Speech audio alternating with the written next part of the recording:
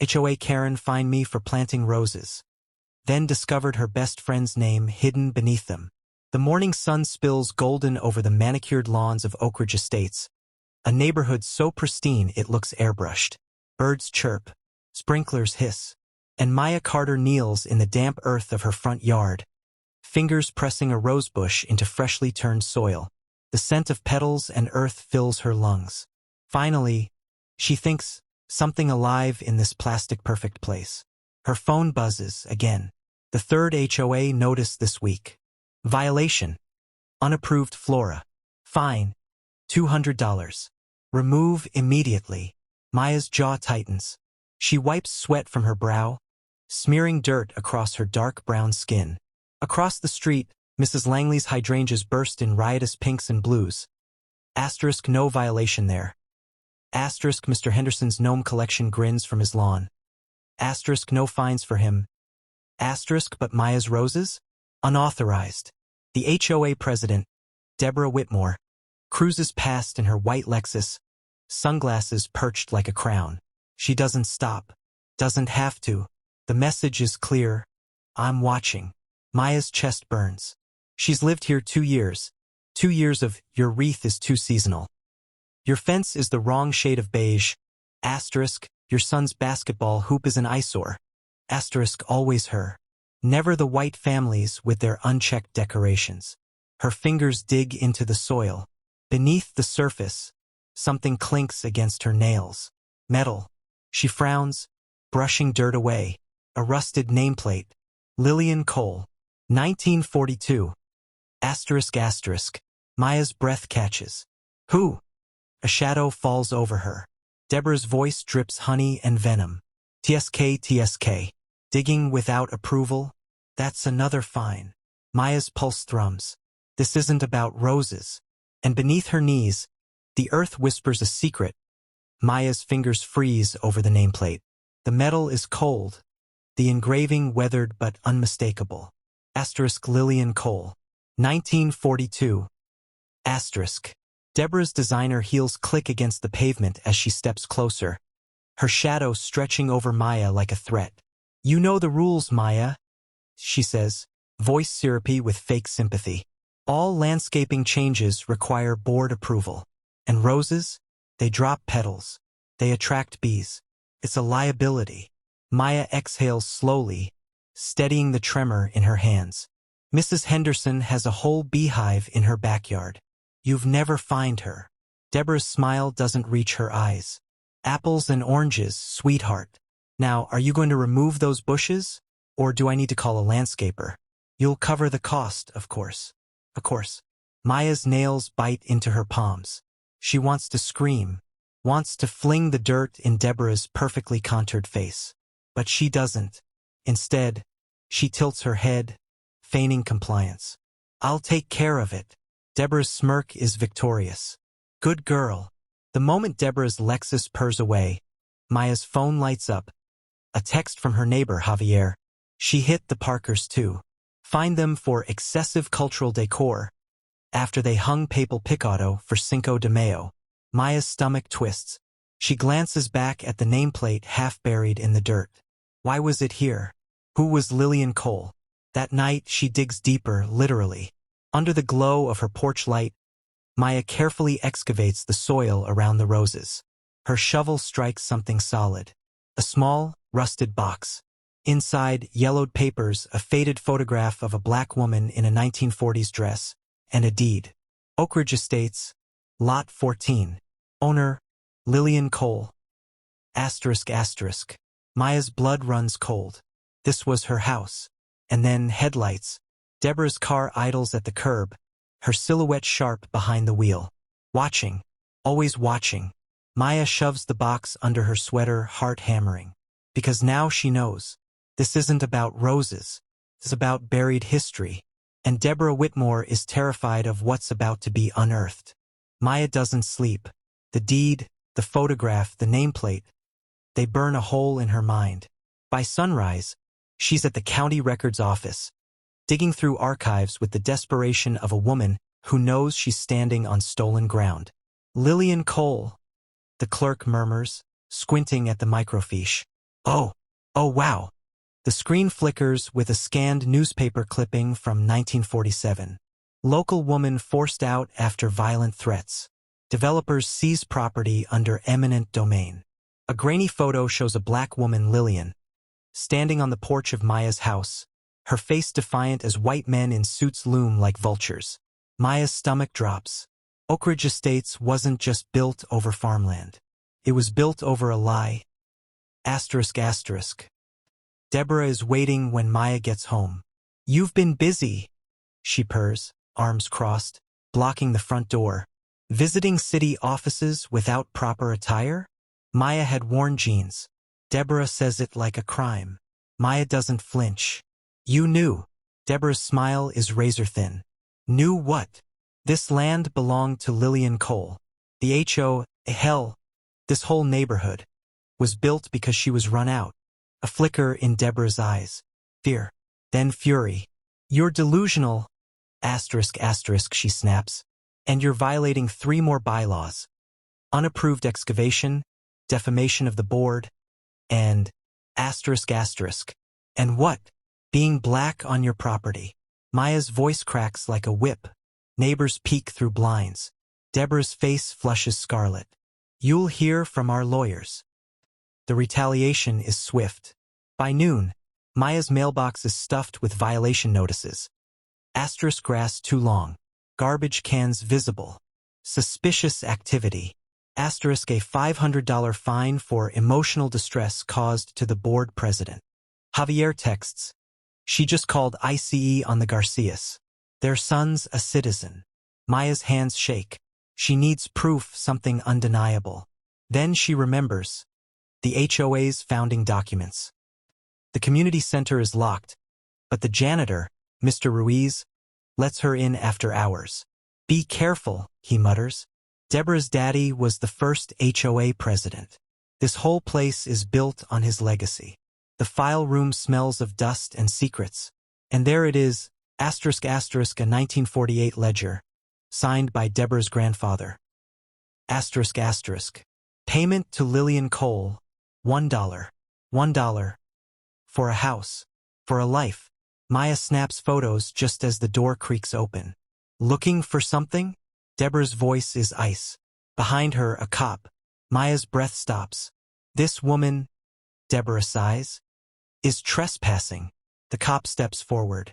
And Maya realizes. Asterisk asterisk, this isn't about fines anymore. Asterisk asterisk. It's about silencing her. But she's already hit send on the photos. To the local news.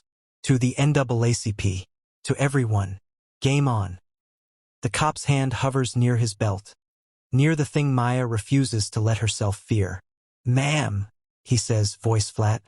You need to come with me. Deborah's smirk is a razor in the dark. Maya's phone buzzes in her pocket once, twice. The texts are going through. She exhales, slow and deliberate, and raises her hands. Not in surrender. In warning.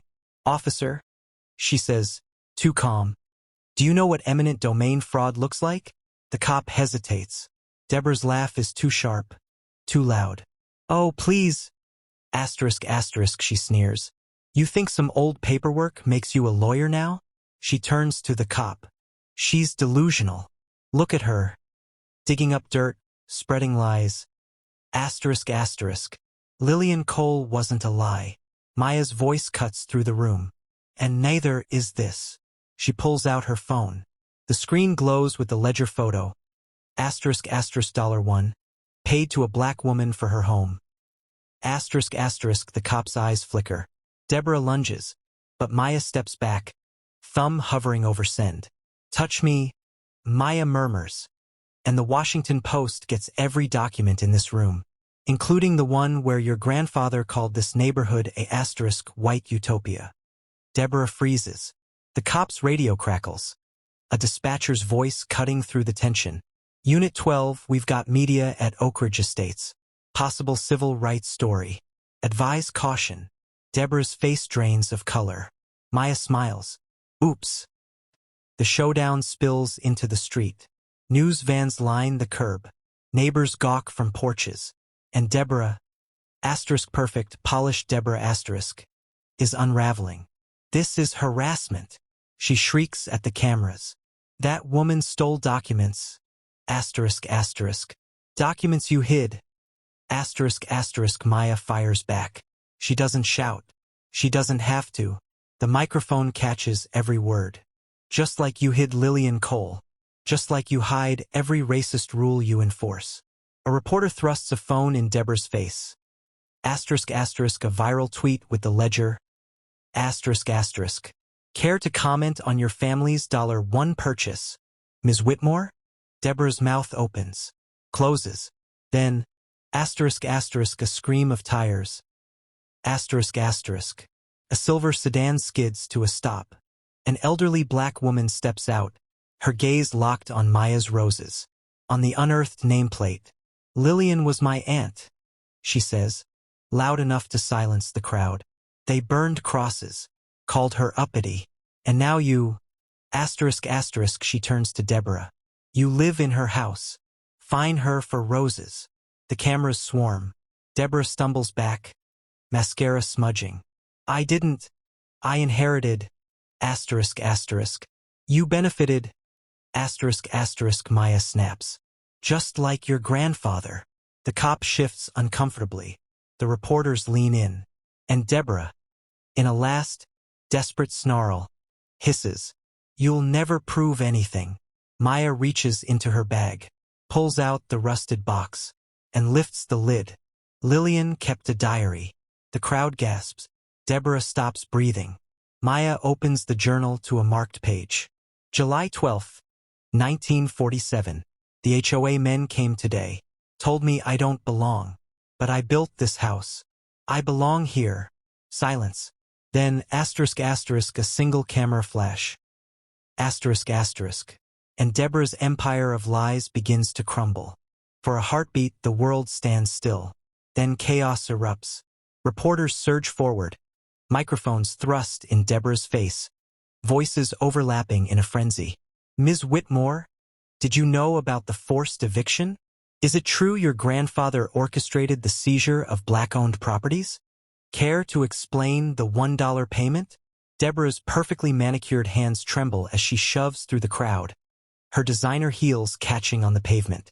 This is defamation, she screeches, but her voice cracks, the facade slipping. Those documents are fake. That diary is… Asterisk asterisk. Notarized. A new voice cuts through the noise. A tall man in a crisp suit steps forward. Asterisk asterisk. Attorney Marcus Green asterisk asterisk from the NAACP, holding up a file. We've authenticated Lillian Cole's diary and the original deed. And we've found more. He turns to the cameras, his voice booming. Oakridge Estates wasn't the only neighborhood built on stolen land.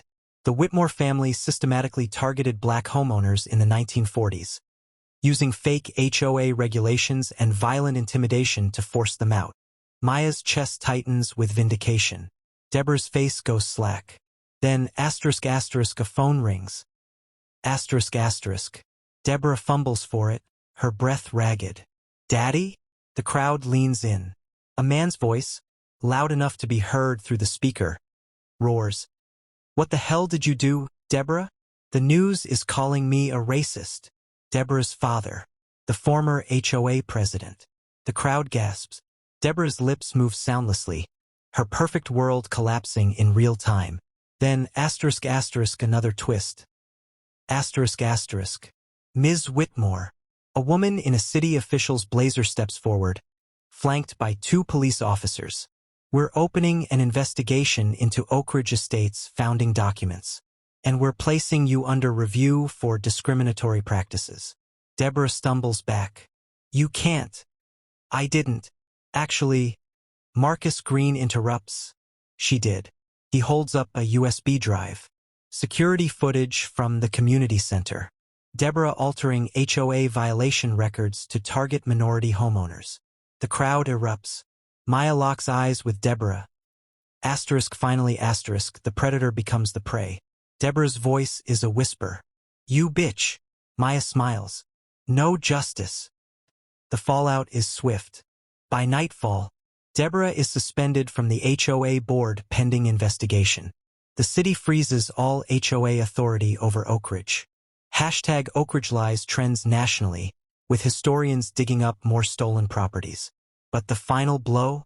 Lillian Cole's great-niece steps forward, holding a faded photo of the original house. "We're suing," she announces. "For the land.